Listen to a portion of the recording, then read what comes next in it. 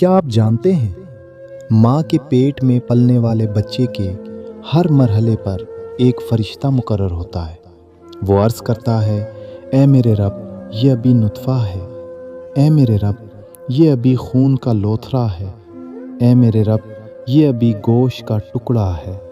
اور پھر جب اللہ تعالیٰ اسے پیدا کرنے کا ارادہ فرماتے ہیں تو فرشتہ پوچھتا ہے، یا اللہ، لڑکا ہوگا یا لڑکی، نیک بخت ہوگا یا بدبخت، اس کی عمر کتنی ہوگی، اس کا رزق کتنا ہوگا، اور یہ سب کچھ ماں کے پیٹ میں ہی لکھ دیا جاتا ہے۔ ایک دن حضرت محمد صلی اللہ علیہ وآلہ وسلم کی مبارک محفل سجی ہوئی تھی۔ صحابہ کرام رضی اللہ عنہم بیٹھے تھے۔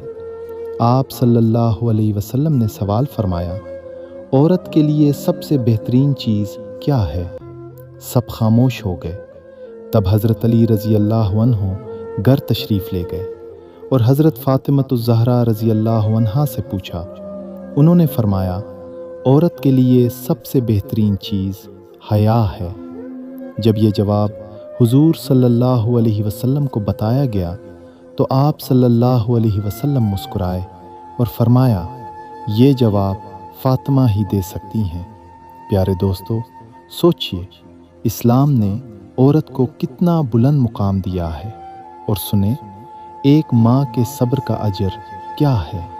نبی کریم صلی اللہ علیہ وسلم نے فرمایا، جس مسلمان کے بچے دنیا سے چلے جائیں اللہ تعالیٰ انہیں جنت عطا فرماتا ہے، حتیٰ کہ اگر کسی عورت کا حمل ضائع ہو جائے اور وہ صبر کرے تو وہی بچہ اپنی ماں کو پکڑ کر جنت میں لے جائے گا۔ سبحان اللہ، کیا شان ہے ماں کی، کیا مقام ہے صبر کا۔ پیارے دوستوں، ویڈیو کو لائک کریں، شیئر کریں، اور ایسے ہی ایمان تازہ کرنے والے بیانات کے لیے ہمیں فالو کریں۔